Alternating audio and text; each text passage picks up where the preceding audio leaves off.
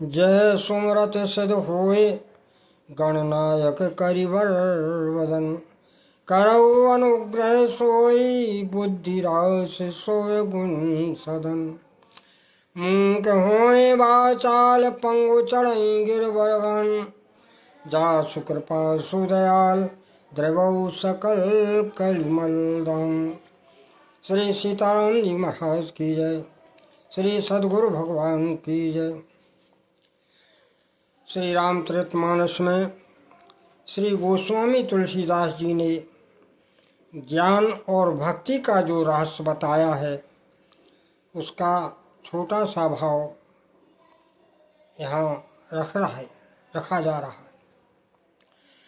कहत कठिन समझत कठिन साधन कठिन विवेक। होए गुणाक्षर न्याय जो तो प्रत्यु अनेक। ज्ञान का जो पंथ है वो कहने में बड़ा कठिन है, उसे साधारण तौर पे कहा नहीं जाता। और मान लो यदि कोई उसे कह भी ले तो दूसरा उसे समझ नहीं पाता, समझने में बड़ा कठिन है। और मान लो यदि उसे कोई समझ भी ले तो फिर साधना नहीं कर पाता, साधना भी उसकी बड़ी कठिन है। और मान लो यदि कोई साधना कर भी ले, वो साधना में सफल भी हो जाए तो घनाक्षर न्याय से कदाचित वो सफल भी हो जाए तो फिर उसको बचाने में अनेकों विघ्न आते। इसीलिए गोस्वामी जी लिखते हैं कि ज्ञान का पंथ कृपाण की धारा। परत खगेश होए नहीं वारा। ज्ञान का जो रास्ता है वो दुधारू तलवार है, जरा भी चूके के अंग भंग हो जाता है। उसी तरह ज्ञानी जरा चूकने पर भी वो अपने साधन से च्युत हो जाता है। अब कहते हैं कि जो निर्विघ्न पंथ निर्वरी सो केवल परम पद लाई। और अगर कोई निर्भग्न होकर के इस ज्ञान के पंथ से सफलता प्राप्त कर लेता है तो मिलता क्या है उसे? तो बोले केवल परम पद, केवल मोक्ष मिलता है। ज्ञान के रास्ते से सफलता पाने पर उसे मोक्ष मिलता है। लेकिन वही मोक्ष जो ज्ञानी इतनी कठिन साधना करके पाते हैं, वही मोक्ष गोस्वामी जी कहते हैं कि राम भजत सोई मुक्ति गुसाई। ओ अनिच्छित आवे बरआई। वही मोक्ष भगवान के भजन करने वाले से अनिच्छित आता है, बिना इच्छा के आ जाता है। भक्त नहीं चाहता है लेकिन फिर भी मोक्ष आ जाता है। वो कहता स्वीकार करो, हम तुम्हारे सामने खड़े हैं। ऐसा भगवान का भजन का प्रभाव है। और आगे कहते हैं कि जिम थल बिनु जल रहे न सकाई। जिम थल बिनु जल रहे न सकाई। वो कोट भांत को करे उपाय। उसी तरह जैसे बिना थल के जल नहीं रहता, करोड़ों उपाय कर लो, उसी तरह बोले उसी तरह जो है तथा मोक्ष सुख सुने खागेराई। रह न सकत हरि भगत बिहाई। उसी तरह मोक्ष भी भगवान की भक्ति के बिना नहीं रह सकता। मोक्ष को भी भगवान की भक्ति का आधार चाहिए। तो इसलिए भगवान की भक्ति बड़ी है, हरि भजन बड़ा है, हरि भजन सुगम भी है। ऐसा विचार करके गोस्वामी कहते हैं कि ऐसे विचार हरि भगत सयाने। ऐसे विचार हरि भगति सयाने। हो मुक्ति निरादर भक्ति लुभाने। ऐसा विचार करके ही जो भगवान के भक्त होते हैं वो मुक्ति को नहीं चाहते, निरादर करते हैं मुक्ति का, और भक्ति लुभाने भक्ति को लिए लालायत रहते। क्यों? गोस्वामी लिखा है कि सगुण उपासक मोक्ष न ले। जब वो मोक्ष नहीं लेते हैं तो फिर मिलता क्या उन्हें? बोले सगुण उपासक मोक्ष न ले, फिर तेने कौड़ा में भगते निज दे। जब वो मोक्ष का निरादर कर देते हैं तब फिर उन साधकों को परमात्मा अपना जो है अपनी भक्ति प्रदान करती, और भक्ति में आनंद है। नाम रूप लीला धाम ये भक्ति के 4 विग्रह।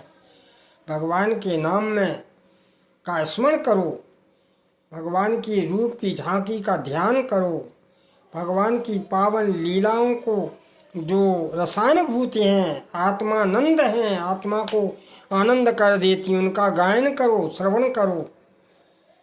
ऐसी भक्ति भगवान देते जो मुक्ति नहीं चाहते। इसलिए भक्ति करत बिनु जतने प्रयासा, भक्ति करत बिनु जतने प्रयासा, वो संस्कृत मूल्य अविद्यानासा। इसीलिए जो भगवान का भजन करते हैं, जो भगवान की भक्ति करते हैं, जो भगवान की शरणागत हो चुके हैं, उनके पास अविद्या आती ही नहीं, और यदि आएगी तो जड़मूल से खत्म हो जाएगी, नष्ट हो जाती। ऐसे भगवान के भजन का प्रभाव है। अब आगे एक और उदाहरण दे रहे, बोले भोजन करिए त्रिपत हित लागी, उज्जम सोसन पचवे बड़ भागी, अस हरि भगति सुगम सुखदाई, को अस मूड न जाए स्वाई। वो कहते हैं जैसे भोजन हम तृप्ति के लिए करते, लेकिन फिर भी जठराग्नि उसे पचा देती। हम नहीं चाहते, हमारी बिना इच्छा के जठराग्नि पचा देती है। उसी तरह भगवान का हम भजन आनंद अनुभूति के लिए करते हैं, लेकिन मोक्ष अपने आप प्रदान हो जाता है, मोक्ष अपने आप आ जाता है। कौन ऐसा संसार में मनुष्य होगा जो भगवान के भजन को ना चाहे? अब कहते हैं सेवक सेव्य भाव बिन भावना तरिय उर्गार, अस भजाओ राम पद पंकज अस सिद्धांत विचार। संसार से यदि पार जाना चाहती हो तो 2 भाव बना लो। राम जी हमारे स्वामी हैं, हम उनके सेवक हैं। जो भी परमात्मा का रूप ले लो वो हमारे स्वामी हैं, हम उनके सेवक हैं। ऐसा भाव बना करके आप जो है भजन करो, आप जो है भगवान के चिंतन ध्यान में आनंद लो, तो फिर संसार से पार हो जाता है। ये सिद्धांत है, वेद का सिद्धांत। क्यों? बोले जो चेतन को जड़ करें जड़े करे चेतन, बोले असमर्थ रघुनाथ हैं भजय जीविते धन।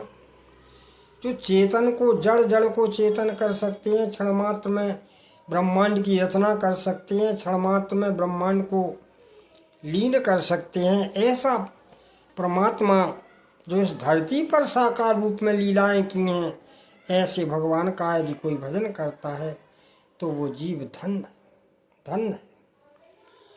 अब देखिए जो भगवान की कथा है, वेदों में तो है, लेकिन वेदों में ऐसे नहीं मिलती है। कैसे मिलती है? बोले ब्रह्म पयो निधि मंदर ज्ञान संत सुर आय, कथा सुधा मत काढ़ हैं, कथा सुधा मत काढ़ हैं, भगत मधुरता जाए। बोले ऐसा मान लो कि ब्रह्म माने वेद, वेद ही सागर है, समुद्र है, और जो ज्ञान है ये मधुराचल पर्वत है। यानी वेद रूपी सागर में ज्ञान रूपी मधुराचल पर्वत डाल दिया। वो संत ही जो है देवता जो है वो संत हैं, संत ही मानो देवता हैं। अब उसका मंथन किया तो संतों ने जब मंथन किया तो उसमें क्या निकला, बोले ये राम कथा निकली, मधुर राम कथा निकली। और राम कथा कथामृत में निकला, यूं कही कथामृत निकला, अमृत निकला कथा का, बोले जिसमें भक्त रूपी मधुरता बसी रहती। वो कथामृत में ही तो भक्ति निहित है। इसलिए संतों के श्रीमुख से ही हमें दिव्य भाव मिलते हैं, जो हमारे जो है शरीर को प्रफुल्लित तो आत्मा को आनंद प्रदान करते। अब कहते हैं हमें क्या करना है, बोले विरति चर्म बैराग की ले लो ढाल, और असी ज्ञान और विवेक की ले लो तलवार, और लोभ मोह रिपुमार, जो लोभ मोह आसक्ति है इनको मार दो, उस तलवार से मार दो। और जय पाइए सो हरि भगत, और इस प्रकार विजय प्राप्त करो तो क्या मिलेगा, बोले देश खगेश विचार। फिर तुम स्वयं मन में सोच लो, जब तुम ऐसा कर लोगे तो भगवत भगत तो स्वतः आ जाए। तो सीधी सी बात है कि हम भगवत भजन करें तो भगवान की कृपा जब बरसेगी तो सब कुछ हो जाएगा। वो सीधी बात। गोस्वामी ने एक भाव रखा है, राम राम राम जिए जोलो तू जपे, राम राम राम जिए जोलो तू जपे, राम राम राम जिए जोलो जोलो तू न जपे। ऐसा कहो, जपेगी तो आनंद आ जाएगा। हे जिह्वा, यदि तुम भगवत नाम का स्मरण नहीं करेगी तो क्या होगा, तोलो तुम कहीं जाए तरताप तपे, तो कहीं भी ये जीव जाए उसे तरताप में जलना ही पड़ेगा। तोलो तुम कहीं जाए तरताप तपे, वो सुर सर तीर बिन नीर दुख पाई है, सुर सर तीर बिन नीर दुख पाई है, उस सुर तर तोहे दारिद सताई है। अगर तुम गंगा जी के पास जाएगा तो तुझे जल दिखाई नहीं देगा, और अगर कल्पवृक्ष के नीचे भी मनोकामना करेगा तो फिर भी तुझे दरिद्रता सताएगी। मन के अनुरूप फल देने वाला है सुर तरु, लेकिन नहीं मिलेगा यदि तुम भगवत भजन नहीं करता है। अब आगे कहते हैं कि जन्म जन्म जुग जुग जग रोए है, जन्म जन्म जुग जुग जग रोए है, वो छूटवे के जतन पर विशेष बांध हो जाएगो। जन्म जन्मांतर तुझे रोना पड़ेगा, वो तू जितने जितने छूटने का प्रयत्न करेगा उतना ही बंधन में चला जाए, क्योंकि बिना भगवान के तो बंधन करते ही नहीं हो, तो और उलझाएगा।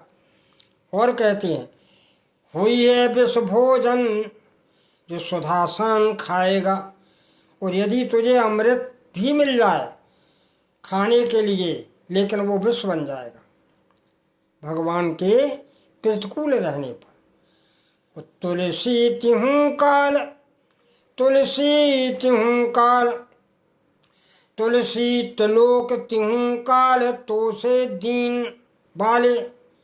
तो कहते तीनों कालों में तीनों लोकों में